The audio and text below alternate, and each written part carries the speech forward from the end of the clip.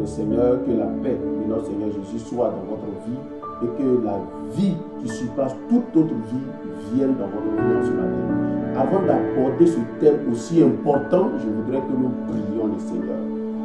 Éternel Dieu Tout-Puissant, ce matin, nous voulons te confier cet instant. Nous prions que tu viennes et que tu conduis toutes choses et que ta présence nous couvre, que ton Esprit Saint nous guide, car tu reviens bientôt. Nous avons besoin de connaître les choses et dis-nous maintenant que ton Esprit Saint prenne le contrôle. Quiconque écoutera ce message, édifie-le, bénis-le au nom de Jésus. Nous avons prié. Amen.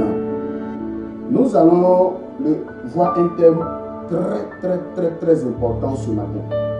Et dans ce thème, je vais rendre certains témoignages, certaines visions, certaines choses que Dieu m'a fait voir. Mais ce thème est quand même un peu bizarre. Pourquoi je dis un peu bizarre? Parce que il nous parle des choses de la fin des temps.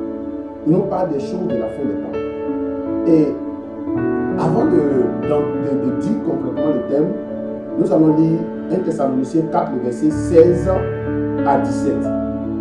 Car le Seigneur lui-même a un signal donné à la voix d'un archange et au son de la trompette de Dieu descendra du ciel et les morts en Christ ressusciteront premièrement. Au verset 17.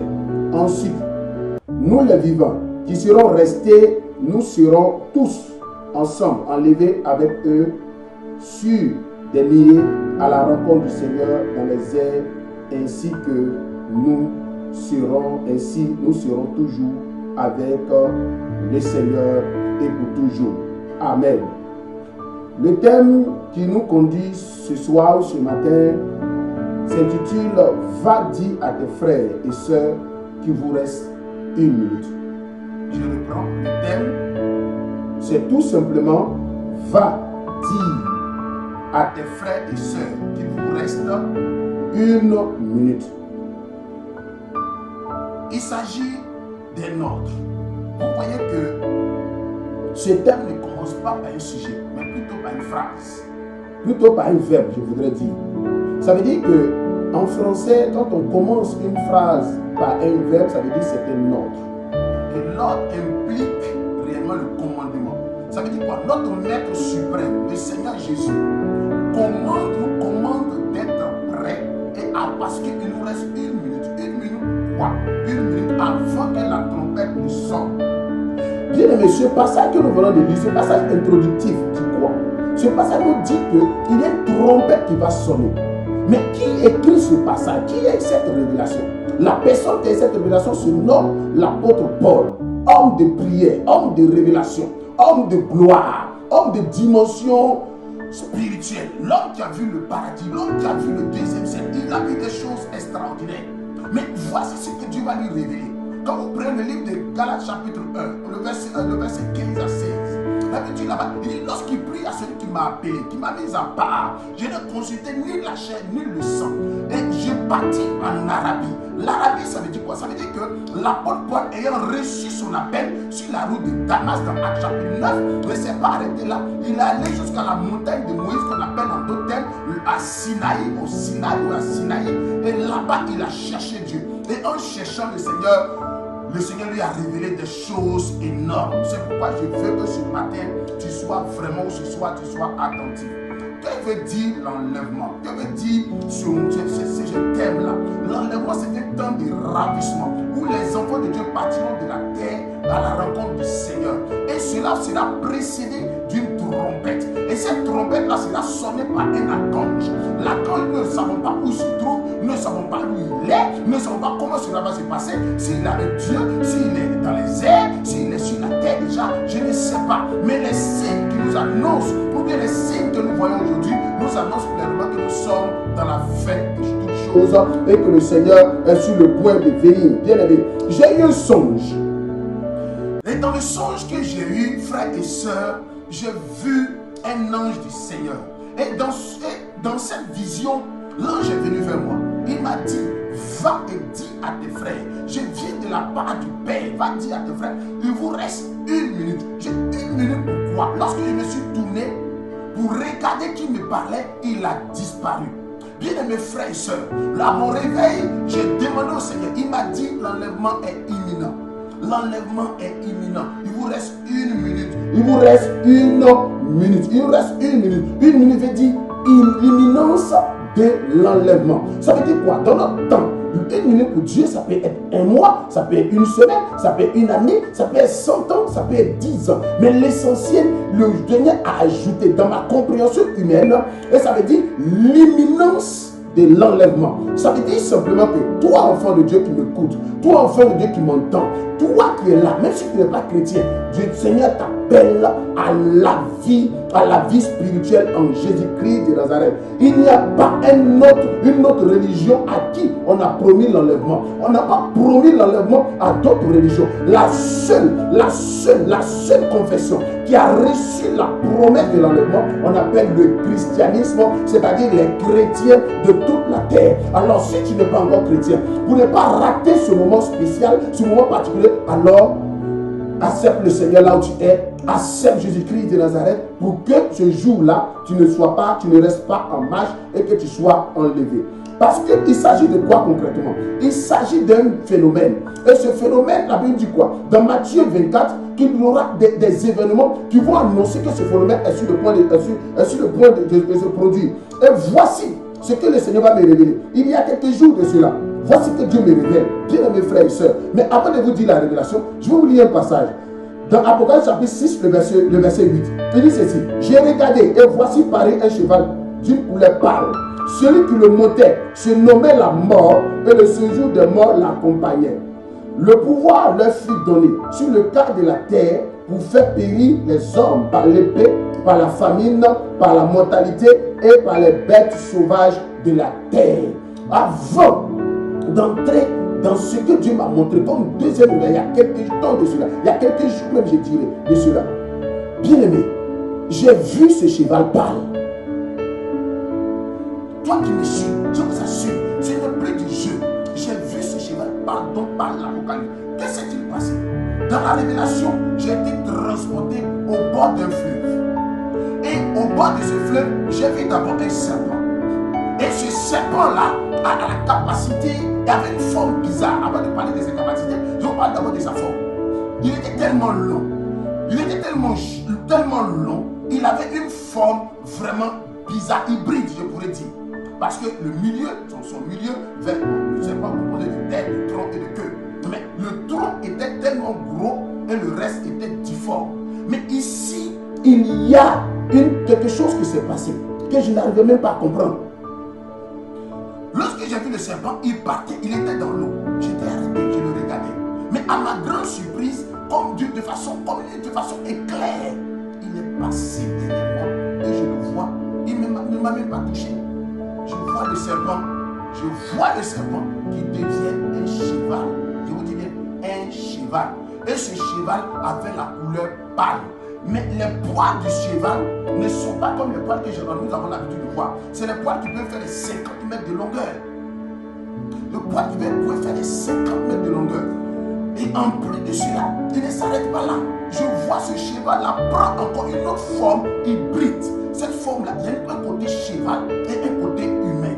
Bien mes frères et sœurs, quand j'ai vu ces choses, j'ai commencé à crier à l'Éternel. Et automatiquement, il y a quelqu'un qui est descendu du ciel qu'on appelle le chasseur. Je n'avais jamais su qu'il y avait une catégorie d'anges qu'on appelait le chasseur. Mais je vous assure qu'il y a une catégorie d'anges qu'on appelle le chasseur. Et il y a un chasseur qui est descendu du ciel. Et quand il est descendu, il m'a défendu. Il a réussi à dompter ce cheval-là, mais il ne l'a pas tué. Et j'essaie de comprendre la révélation. Le Seigneur m'a envoyé dans Apocalypse chapitre 6, le verset 8, comme vous venez de lire. Bien aimé, la Bible dit que réellement ce cheval-là, cet animal a la capacité de prendre plusieurs formes. Jean a vu sa forme de cheval, mais moi j'ai vu sa forme de serpent, j'ai vu sa forme de cheval, et j'ai vu sa forme hybride, forme humaine et en même temps cheval. Ce que certains appellent un autre nom, je ne sais pas encore.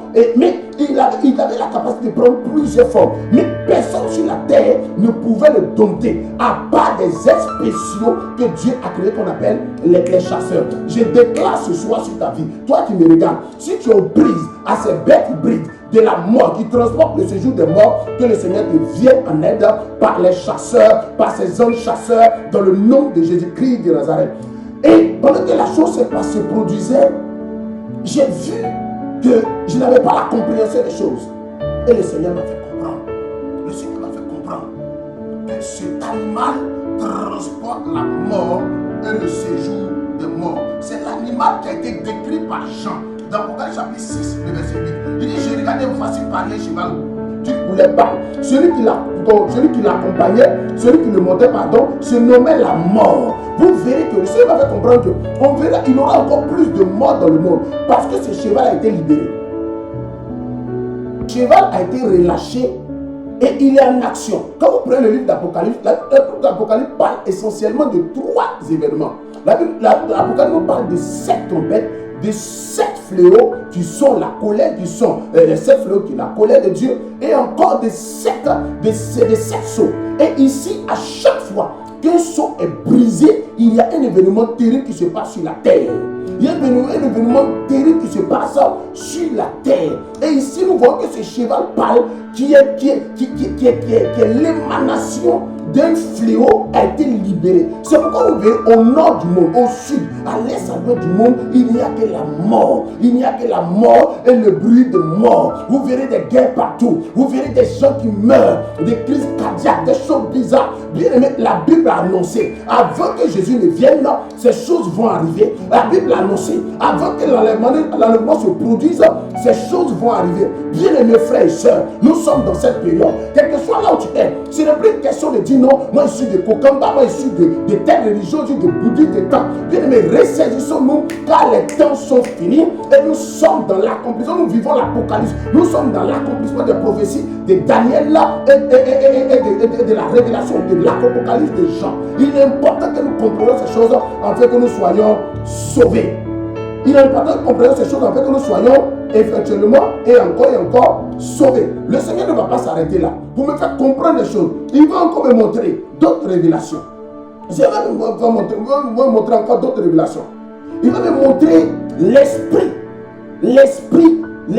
qui est derrière ce qu'on appelle pédophilie, homosexualité, encore ce qu'on appelle wubisme, tout ça. Le Seigneur m'a envoyé quelque part. Il m'a envoyé encore quelque part. Il m'a fait comprendre que c'est l'esprit de la fin des temps. C'est un esprit de la fin des temps. L'esprit de la fin des temps est en train de sévir. Et Dieu m'a permis de voir cet esprit-là. Je vous assure que c'est un esprit, j'ai envie de rire, parce que c'est un esprit quand même bizarre. C'est un esprit il m'a montré sa forme en fait. Il m'a montré sa forme. Il n'est ni femme, il n'est ni homme. Il n'est ni femme, il n'est ni homme. Il n'est ni blanc, il n'est ni noir. Il a une forme métissée. Il a une forme métissée. Si je dois vous décrire, vous comprenez. Vous voyez un peu les teints des gens, des latinos et tout ça. Il a ce teint-là, mais d'une beauté extraordinaire. Il est d'une beauté extraordinaire. Et devant moi, il avait la capacité de prendre la forme de femme. Et les secondes qui suivent, il devient homme. Et il était d'une séduction extraordinaire. Écoutez-moi bien aimé, ne pensez pas que c'est à la mode.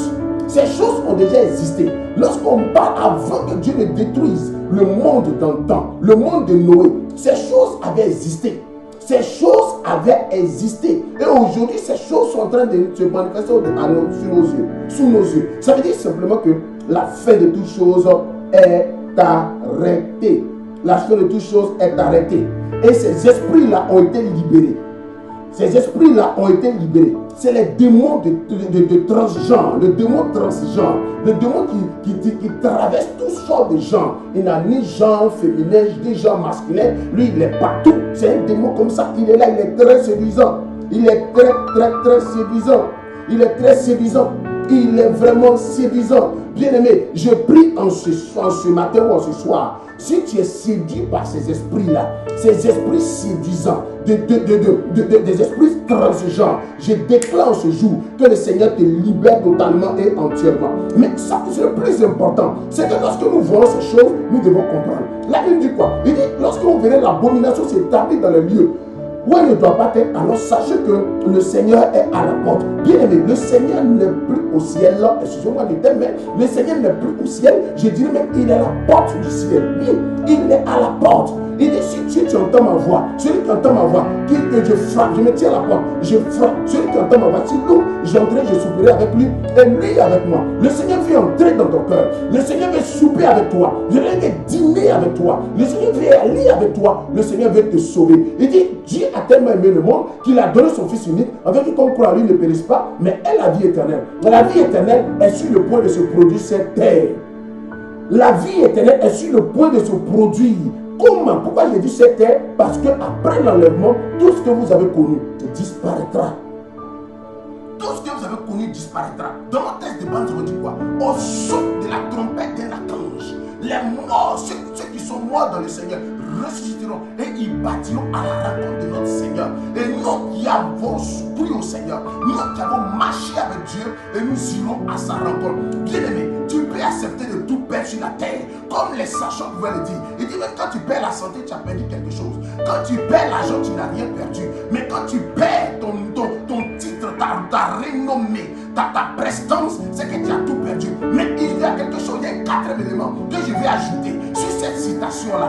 Mais bien aimé, la chose la plus importante sur la terre que tu ne dois jamais perdre, c'est l'enlèvement. Et l'enlèvement, bien aimé, le Seigneur nous a donné d'avoir des signes, des symboles. Il a dit aux apôtres dans Matthieu 24, il dit il aura des signes, Dieu va vous donner des signes. Parce que moi, Jésus sur la terre, je ne connais pas le jour ni l'heure. Si quelqu'un vous dit Jésus est en train de venir à 7 heures, il viendra demain, il viendra aujourd'hui à 10 heures. La Bible dit que personne ne connaît ni le jour ni l'heure. Il dit mais lorsque vous verrez l'abomination s'établir, comme je le citais tantôt, dans le lieu où on doit battre, alors le dernier est à la porte. Et aujourd'hui, nous voyons des choses bizarres partout dans le monde entier. Des choses que je ne peux citer ici, tellement que c'est beaucoup. L'abomination, le péché, la prostitution, la débauche, le mensonge. Les gens appellent le mal bien et le bien mal. Si tu es quelqu'un de pieux, on te traite comme quelqu'un de fâcheux, comme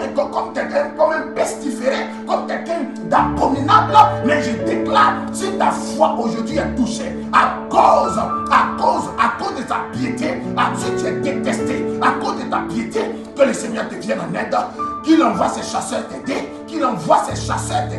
te soutenir. Je vais annoncer une bonne nouvelle. Dans ce moment de vacarme, dans ce moment de la fin des temps, dans lequel nous sommes, je vais t'annoncer une bonne nouvelle. C'est que Dieu n'abandonne pas ses enfants. Il dit à cause des élus, il ne permettra pas que ces élus se perdent, mais il va permettre qu'il y ait un temps, je dis bien un temps de joie, un temps où il va abréger les choses. Je déclare que le Seigneur abrège les choses afin que toi et moi nous serons sauvés pour la gloire de l'Éternel. Et regardez les amis, regardez quelque chose de très important. Il arrive et il arrivera. Et nous y sommes déjà. Nous voyons que aujourd'hui les démons de guerre, dans ce passage d'Apocalypse chapitre 6, le verset 8 dit quoi? Il transporte la mort. Celui qui le montait s'appelle la mort. Et celui qui l'accompagne, c'est le séjour des morts. Bien aimé, il dit encore dans Matthieu 24, il dit vous entendez les guerres et les bruits de guerre. Citez-moi aujourd'hui les continents où la guerre n'y est pas. Avant c'était l'Afrique, on citait l'Afrique comme un continent qui était en guerre, un continent qui était en sang, un continent qui n'avait plus d'avenir. Mais aujourd'hui, j'ai écouté les statistiques de ces derniers temps. Bien aimé, écoutez-moi bien. Vous qui êtes partout dans le monde, sachez qu'il y a quelque chose qui arrive de bon pour nous. Je reviendrai là-dessus. Mais selon les statistiques, il a été dit que dans peu de temps, il y aura plus de 40% du monde, dans 40% du monde entier, de la population mondiale, de la démographie mondiale, 40% seront des Africains. Ça veut dire quoi? Quand vous prenez l'Asie, vous prenez l'Europe, vous prenez l'Amérique, et soit partout, ou bien l'Afrique, tout l'Océanie, tous ces continents réunis. Bien aimé, on dit dans près de l'an 2100, je crois bien, il y aura plus de 40% de la population africaine sur la terre. Cela veut dire quelque chose, parce qu'il y a une révélation de Dieu pour l'Afrique. Il y a une révélation de Dieu pour l'Afrique. Pour ceux qui ne savent pas, lorsque Jésus est né, et que Hérode voulait le crucifier, il a été caché en Égypte. C'est en Égypte qu'il a été caché. Et lorsque Moïse, le libérateur d'Israël, est né, c'est en Égypte qu'il il est né, en Égypte il a grandi, et même lorsque les Égyptiens ont décidé de le tuer, et il a été envoyé encore, il est parti se cacher en Éthiopie. Ça veut dire quoi? L'Afrique a toujours protégé, l'Afrique a toujours été là, au grand rendez-vous. Je dis bien au grand rendez-vous. Je déclare, toi qui es là, aujourd'hui tu penses que tout est fini, sache qu'il y a une mission, Dieu a une mission pour toi. Dans les temps de la fin, Jésus prendra des gens, ceux qui on ne compte pas, des gens qui n'étaient rien, les gens que les gens ont balancé, c'est l'heure. Dieu te prendra et te positionnera, car c'est l'heure où ceux qui ont été rejetés, ceux qui n'étaient rien, ceux qui n'étaient pas considérés, auront la parole de la fin des temps. Écoutez-moi bien aimé, lorsque le Seigneur Jésus est né, il ne s'est pas révélé, les hommes n'ont pas apparu aux souverains sacrificateurs, aux scribes, aux sadducéens et à tous ces, même aux Sanhédrins, tous les commandants ou bien tout le gouvernement israélite en son temps. Jésus s'est pas révélé par ses anges, non. Dieu s'est pas révélé à eux par ses anges, non. Mais Dieu s'est révélé par ses anges aux bergers qui étaient dans le champ. Je dis aux bergers qui étaient dans le champ. Bien aimé, ne joue pas avec ton champ. Ton champ que Dieu t'a donné. Ton champ que Dieu t'a donné. Ton champ que Dieu t'a donné. Ne joue pas avec ce champ-là. Car ce champ-là est vraiment important. C'est dans ce champ que Dieu se révélera à toi. Donc je redis encore, sur notre texte, Apocalypse 6, verset 8, dit quoi? Il dit que il y a le cheval pâle dont j'avais cité à l'introduction tantôt. Vous voyez que le cheval pâle est monté par la mort. Et le séjour des morts l'accompagne. Mais c'est les guerres. C'est les bruits de guerre. Vous voulez que je vous cite les guerres aujourd'hui? Vous voyez ce qui se passe en Iran et en Israël aujourd'hui? Vous voyez ce qui se passe en Syrie, ce qui s'est passé en Syrie? Vous voyez ce qui se passe, ou encore en Ukraine? Vous voyez ce qui se passe, même en Afrique, dans certaines contrées, dans le Nord Kivu, partout dans le monde. C'est la guerre. C'est la guerre et c'est la guerre. Les nations n'arrivent plus à s'entendre. Les nations n'arrivent plus à s'entendre. Vous pensez que nos gouvernants sont mauvais? Non, ils ne sont pas mauvais. Mais c'est parce que les événements les dépassent et les surpassent. Ils sont dans quelque chose qu'ils ne comprennent même pas. Quelque chose qui les dépasse. Mais je déclare que le Seigneur te donne davantage sa révélation. Et que toi ne sois pas dépassé. Et que toi tu sois toujours sécurisé et protégé. Bien aimé, il est important de comprendre ces choses. Qu'attends-tu aujourd'hui? Non, on dit Jésus va venir, il ne vient pas, ainsi de suite, tout ça. C'est devenu comme une sorte d'amusement. Mais je vous assure que la Bible a été écrite sur 1200 ans, 1500 ans, pardon, 1500 ans. Et dans ces 1500 ans de rédaction, il y a plusieurs auteurs, mais il y a une concordance, une convergence de vision, une convergence d'écriture, une convergence de littérature, une convergence de révélation, une convergence même, je dis une convergence de pensée. Et cette convergence-là va jusqu'à nous montrer ces choses que je suis en train de vous dire aujourd'hui. Prépare-toi à la rencontre de ton Dieu. Prépare-toi à la rencontre de ton Dieu. Prépare-toi à la rencontre de ton Dieu. Prépare-toi à la rencontre de ton Dieu. Des êtres bizarres apparaîtront. Mais ce que nous devons savoir, c'est que le Seigneur est à la porte. Et après l'enlèvement, frère, lorsque l'enlèvement se produira, les enfants de Dieu ne seront plus sur la terre. Les chrétiens ne seront plus sur la terre. Les chrétiens partiront de la terre. Les enfants partiront de la terre. Je dis bien, les chrétiens partiront de la terre. Ceux qui n'auront pas la marque de l'esprit, comme dans Apocalypse chapitre 9, ne seront pas enlevés. Où passera-tu ton éternité? À quoi sert-il un homme de gagner toute la terre s'il perdait son âme? Bien-aimé, nous sommes dans les temps de la fin. Prépare-toi à la rencontre de ton Dieu. L'enlèvement, c'est pour bientôt. Je dis bien, l'enlèvement, c'est pour bientôt. Tu es chrétien, répands-toi. Tu es dans les péchés bizarres, répands-toi. Tu es dans l'adultère, répands-toi. Tu es dans l'impudicité, répands-toi. Tu es dans le crime organisé, répands-toi. Tu es dans le vol, répands-toi. Tu es dans la prostitution, répands-toi. Jésus ne condamne personne, mais il appelle tout le monde à la repentance. Il dit quoi? Il dit Dieu ne tient pas compte des temps d'ignorance, mais il appelle tout le monde à la repentance. Il dit encore, il y a un temps qui vient où ta repentance ne pourra plus monter, bien aimé. La repentance ne pourra plus monter, c'est le moment. C'est quand on ne connaît ni le jour ni l'heure, mais le Seigneur arrive.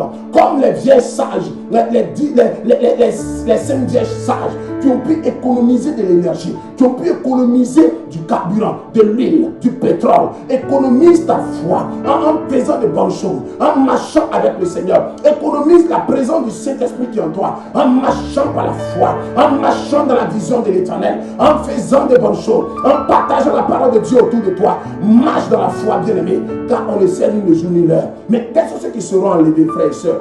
Comme je viens de dire tantôt, c'est ceux qui ont cru en Jésus, c'est ceux qui l'ont accepté, c'est ceux qui ont marché par la foi. Il y a des gens qui disent, non, nous tous on a cru en Jésus, mais Jésus n'enlèvera pas les idolâtres. Bien-aimé, Jésus n'enlèvera pas les idolâtres. C'est lui seul qui doit être adoré. Car on l'avait dit, il n'y a de médiateur entre Dieu et les hommes, Jésus seul. Si tu adores quelqu'un d'autre pour ajouter sur Jésus, c'est qu'il y a un problème. Tu ne seras pas enlevé. Tu ne seras pas enlevé. Ceux qui ne seront pas enlevés, c'est ceux qui pratiquent l'idolâtrie au détriment de leur propre salut. Il y a des ceux qui ne seront pas enlevés, ceux qui pratiquent l'idolâtrie au détriment de leur propre salut. Mais nous sommes dans une période où nous ne devons pas jouer. Cherche une petite église à côté de toi. Cherche une confession à côté de toi. Va voir le pasteur. Dis, pasteur, oh, je vais accepter le Seigneur. Ou bien, on a notre contact. Tu peux nous contacter car c'est l'heure de la repentance. Car l'enlèvement est pour bientôt. Que le Seigneur soit avec toi, car on ne sait ni le jour ni l'heure. À partir d'aujourd'hui, si tu m'écoutes aujourd'hui, que tu n'as pas encore accepté le Seigneur, fais cette prière avec moi. Seigneur Jésus, accepte-moi. Pardonne mes péchés à partir d'aujourd'hui. Je vais te suivre. Je vais t'enlever. Au jour, la trompette sonnera. Car je ne vais rester sur cette terre. Je ne vais rester sur cette terre. Je vais marcher avec toi. Je vais vivre avec toi pour mon seul salut et pour la vie éternelle. À partir d'aujourd'hui, au nom de Jésus. Amen.